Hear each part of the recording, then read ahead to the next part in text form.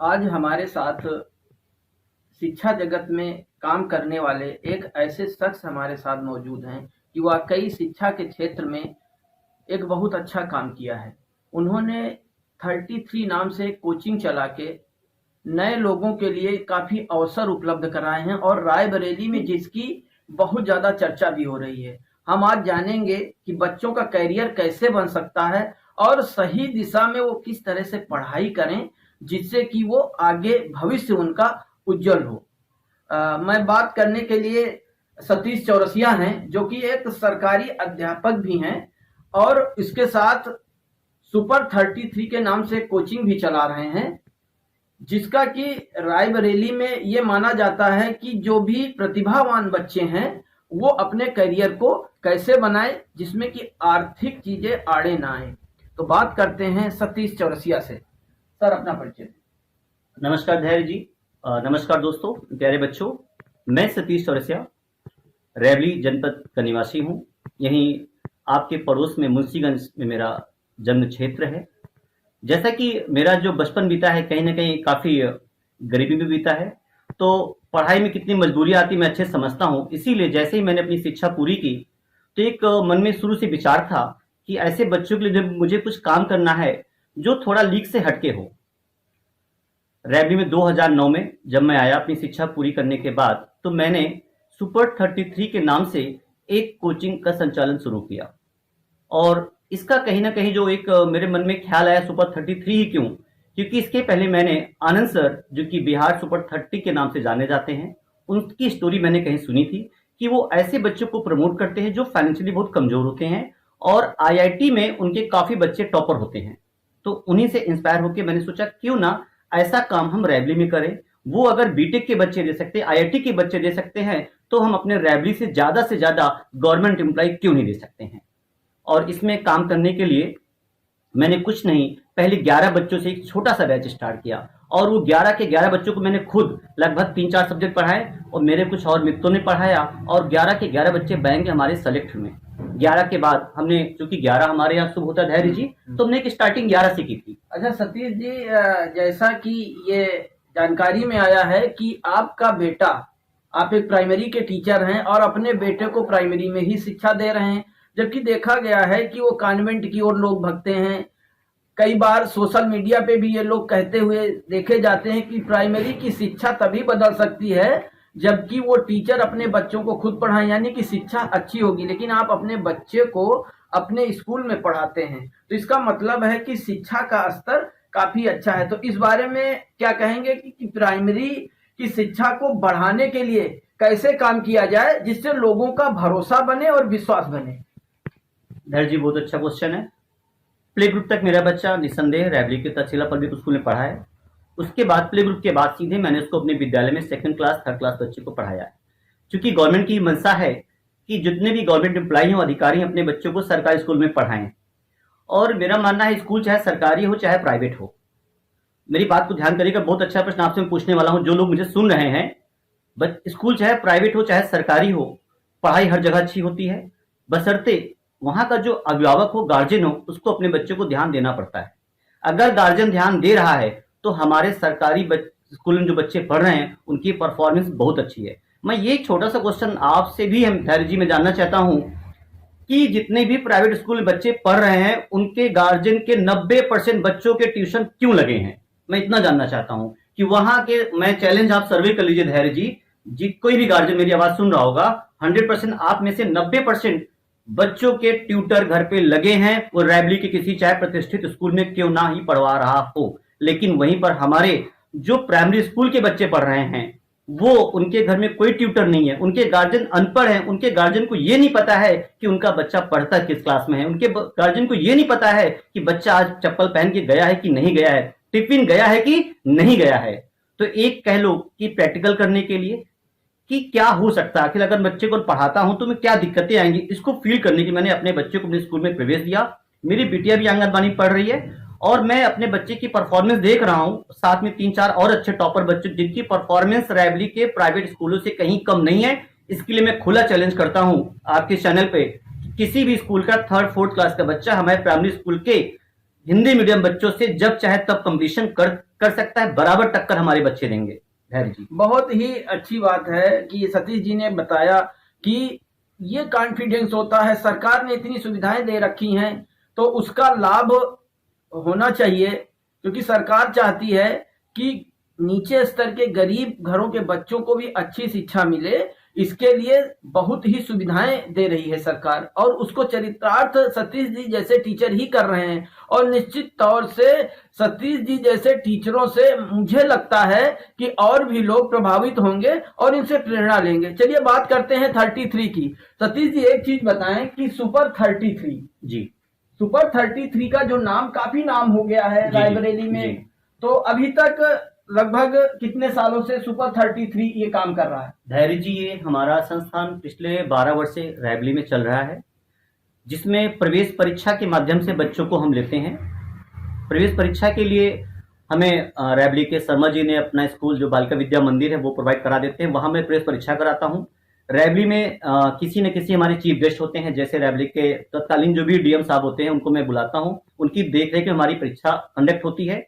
पिछले 2 साल से मैं परीक्षा नहीं करा पाया हूं कोरोना की वजह से, लेकिन बहुत जल्द मैं परीक्षा कराऊंगा। और जो भी ऐसे बच्चे हैं जो आर्थिक रूप से कमजोर हैं, जिनके पेरेंट्स नहीं है और कुछ जिंदगी में करना चाहते हैं, कुछ बनना चाहते हैं, सुपर 33 उनका स्वागत करता है। उनको मैं अपने संस्थान में हर तरीके से प्रवेश दिलाने में पूरा प्रयास करूंगा, बस उनके अंदर कुछ जोश, जज्बा और जुनून हो कुछ करने का।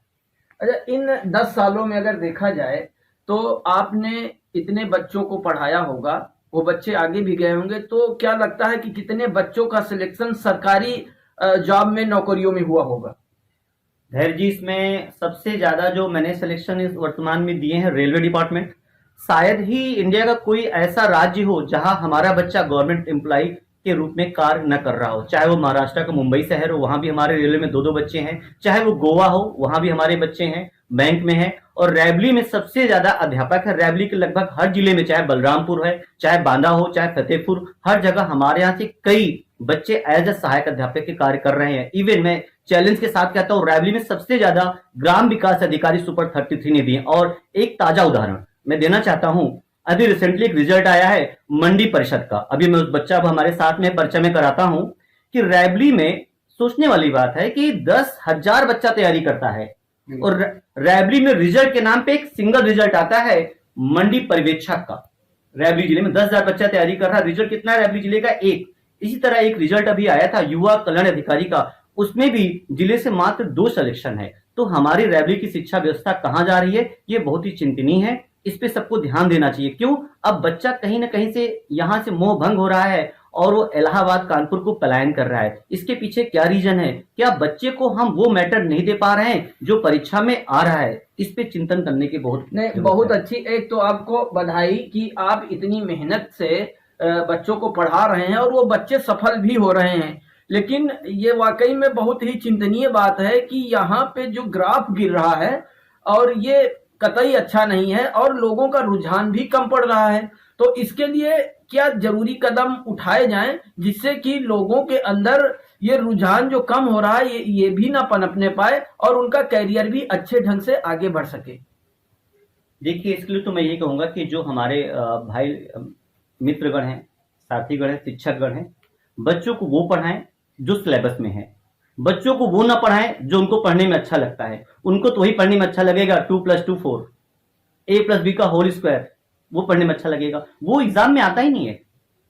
एग्जाम में जो आता है वो पढ़ाइए, लेकिन कहीं ना कहीं ऐसा हो नहीं रहा है। यही रीजन है कि रायबरेली में कहीं ना कहीं जो सिलेक्शन का ग्राफ है काफी डाउन जा रहा है। नहीं इतने अच्छे से पद आते हैं। एक छोटा सा एग्जाम्पल, अभी तक आज तक हमारे रायबरेली शहर से प्रॉपर पढ़ के एक भी पीसीएस अधिकारी नहीं हुआ है। उसको कहीं ना कहीं वो दिल्ली पढ़ा हुआ है या इलाहाबाद पढ़ा हुआ है। जबकि रायबरेली में ऐसे कई कोचिंगें दावा करती हैं कि हम सिविल सर्विसेज का एग्जाम क्लियर कराते हैं और फाइनल सिलेक्शन दिलाते हैं। एक बच्चा नहीं है। जितने भी पीसीएस अधिकारी रायबरेली से निकले हैं, मेरा चैलेंज है आप सर्वे करा लीजिए, वो कहीं ना कहीं इलाहाबाद में मदद लिए हैं या दिल्ली मदद पढ़ के आए हैं, तब उनका फाइनल सिलेक्शन हुआ है। यही हाल अब वनडे का हो रहा है। रायबरेली में वनडे के सिलेक्शन बहुत कम हो गए हैं।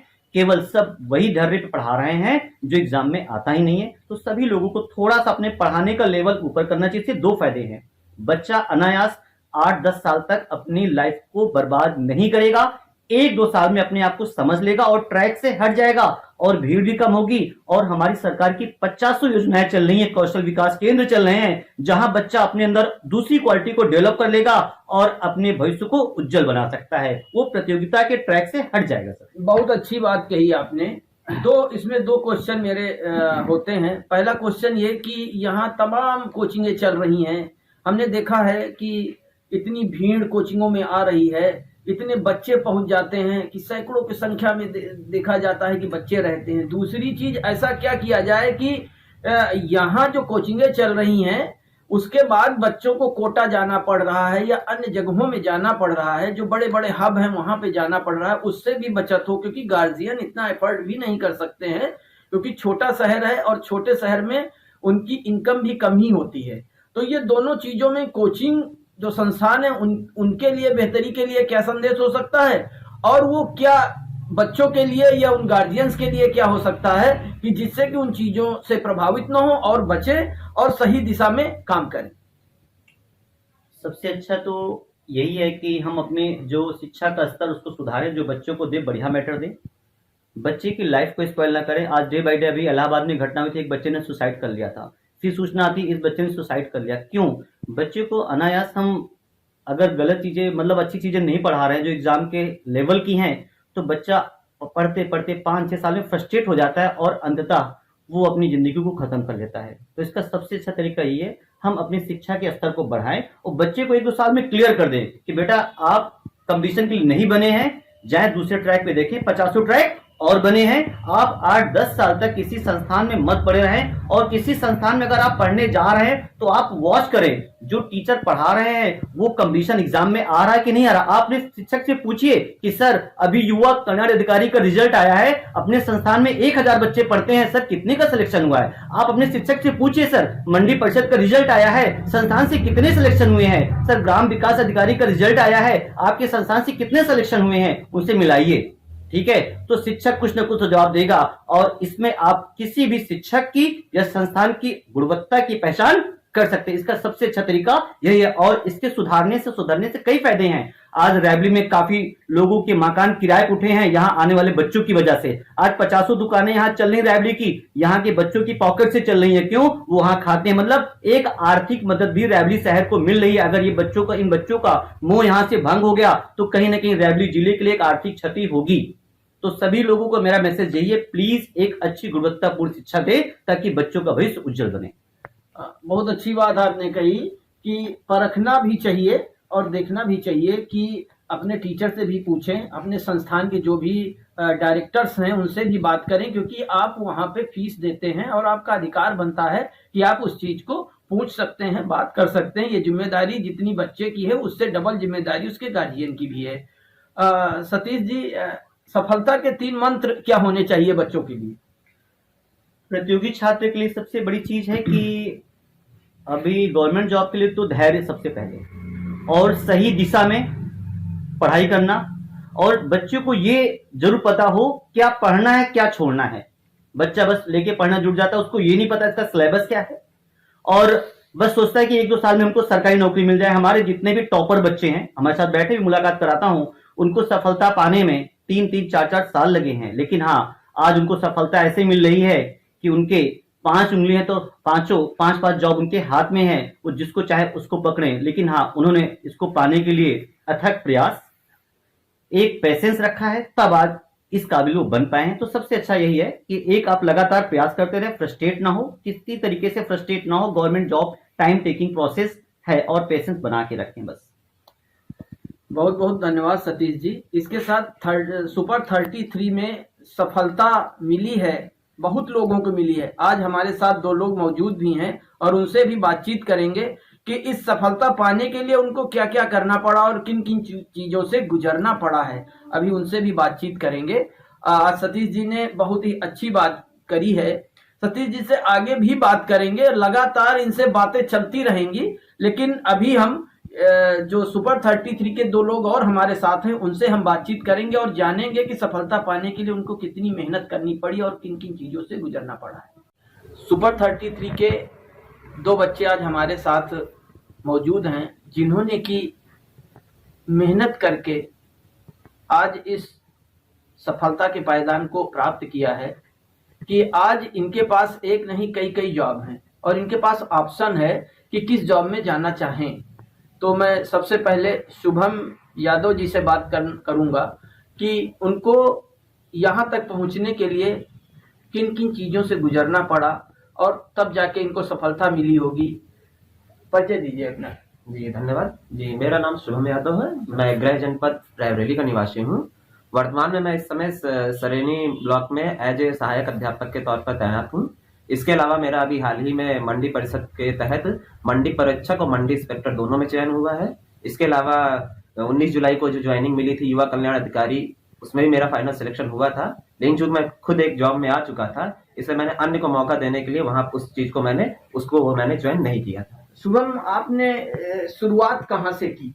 जी मेरी शुरुआत और अंत मेरा यूपी सुपर 33 मैं एज ए स्टूडेंट वहां पढ़ा हूँ और वहीं से मैं आना फाइनल सिलेक्शन लेकर इस समय सरेनी जनपद पे कार्य कर रहा हूँ। अच्छा सर, काफी जो है फाइनेंशियल भी दिक्कतें रही होंगी शुरू के दौर में, तो उनसे निपटने के लिए आपने कैसे क्या किया? जी शुरू की दिक्कतें मैं खुद बताना चाहूंगा। फाइनेंशियल के साथ साथ मैं मानसिक रूप से काफी आना सोच में पड़ गया था, क्योंकि 17 साल की उम्र में मेरा पहला जो है ना हुआ था इंडियन नेवी में, मैंने है ना एज ए पेपर देने गया था। और उस समय चूंकि वहां पर जात प्रमाण पत्र, निवास प्रमाण पत्र ये सब चेक किया जाता है, और चूंकि उस समय मैं स्मार्टफोन यूज नहीं करता था, मुझे पता नहीं चला क्या है। मैं सिर्फ एडमिट कार्ड लेकर चला गया और वहां पर है ना मैं गया तो मुझे है ना पेपर देने का मौका नहीं मिला, जबकि मेरी तैयारी हो गई थी। और फिर मैं वापस आ गया और मैं मानसिक रूप से काफी थक गया था कि है ना अचानक कि मेरा लाइफ का पहला एग्जाम था और जो कि मैं है ना उसको फेस ही नहीं कर पाया कि वहां पर अटेम्प्ट कैसे देना है। तो उसके बाद तो आप काफी फ्रस्ट्रेट हुए होंगे, तो उसके बाद आपको पढ़ाई से ज्यादा मानसिक संतुलन बनाने की जरूरत पड़ी होगी। तो इसमें भी सुपर 33 के जो भी अध्यापक रहे हैं उन्होंने काफी आपका सहयोग किया होगा। जी हाँ बिल्कुल, मैं इस चीज का खुद विवरण देना चाहूंगा कि उसके जस्ट बाद मेरा एयरफोर्स एग्जाम सिकंदराबाद में पड़ा था, जिसमें मैं एक्स और वाई बोथ ना क्वालिफाई हुआ था, लेकिन वहां भी मैं इंटरव्यू से फाइनल बाहर हो गया था। तो जब मैं वापस आया तब है ना मैं मानसिक रूप से, चूंकि दो एग्जाम एक साथ, वो भी 18 की उम्र में ही था, तब उस समय है ना सतीश सर है ना मुझसे मिले और मुझे आर्थिक सहायता मेरे साथ थी, क्योंकि मैं भी फाइनेंशियल थोड़ा वीक था अपने फैमिली के, क्योंकि मेरे पिताजी एक प्राइवेट टीचर हैं। तो मुझे शारीरिक साथ मुझे मानसिक रूप से फिर से तैयार किया और फिर मैं फिर से है ना इसकी तैयारी शुरू कर दी मैं यूपी सुपर 33 में। और उसका मैं 2017-18 के मैंने एग्जाम बाकी देने लगे और उसका रिजल्ट ये रहा कि मेरे प्रेजेंट टाइम में इस समय 4 से 5 जॉब एक साथ, उनके रिजल्ट चूंकि सरकारी रिजल्ट में आप जानते हैं थोड़ा टाइम लगता है, अब लगातार मेरे ना 4 से 5 जॉब मेरे हाथ में है, जिससे मुझे है ना खुद है ना विकल्प मिल रहा है मैं किसको चूज करूँ किसको ना चूज करूँ। अच्छा, आपको शुरुआती दौर में तो सुपर 33 ने बड़ा सहयोग किया और बड़ा आपको हेल्प मिला। अभी आप सरकारी जॉब में गए हैं, तो आप किस तरह सहयोग करते हैं सुपर 33 को? जी मैं जब भी मेरा है ना छुट्टी होती है, वैकेशन होती, जब भी मुझे मिलती है, अवकाश मिलता है, तो मैं खुद निःशुल्क सहायता के लिए मैं खुद है ना 1.5 2 घंटे वहाँ क्लास देता हूँ अपनी, कभी मोटिवेशन के रूप में तो कभी क्लास के रूप में। और मैं खुद एक जीता जाता उदाहरण हूँ कि जिसको संघर्ष में थोड़ा सा जो फ्रस्ट्रेट हो सकता है, तो मैं खुद इसके सामने प्रत्यक्ष उदाहरण हूँ कि 2018 से मैंने है ना जब है ना मैंने एग्जाम जो सारे दिए हैं उनका 3 साल बाद 2021 में अब रिजल्ट आ रहा है। थोड़ा धैर्य रखें, समय आएगा आपका, क्योंकि ये कंपटीशन एक है ना गोल चक्र है, चलता रहेगा, लेकिन आपका एक समय आएगा और जब समय आएगा तब प्रत्यक्ष सारी दुनिया देखेगी। जो बच्चे आज के समय में तैयारी कर रहे हैं उनके लिए आप क्या संदेश देना चाहेंगे कि वो किस तरह तैयारी करें ताकि आगे भविष्य में उनको सफलता मिल सके?